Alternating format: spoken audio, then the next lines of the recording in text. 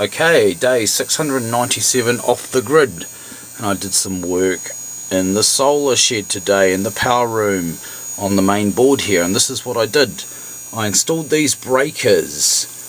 They're linked to the main feed from the A bank here, which is this stud here, and these little tails here are actually scavenged from that blown up inverter I got not so long ago. Yeah, that's right, these are the first bits of it I have actually used, and these were the positive lines and these were actually the negative lines, but I've got another set of these that have got 4 wires coming out and longer wires too, but these ones were ideal for this.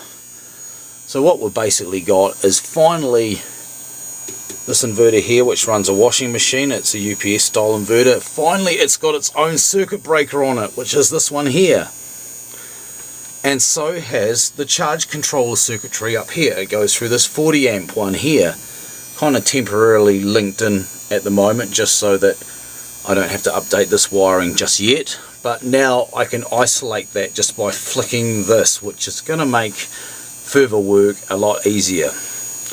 I didn't get time to connect these, but the 16 amp one here is going to have the feed from this charge controller or whatever I use for that extra 150 watt panel into the A bank, and the 32 amp one is where that new battery charger is going to connect for generator charging. So I'm pretty happy with that. I've already had all these breakers lying around. They weren't cheap ones, they were brand new. Hence the baggies. So finally got to put them up, so that's pretty sweet. Oh, I also swapped out the breaker on this boost converter here for one of a more sensible amp rating. It's now got a 10 amp one, which is what it should have. And what else did I do?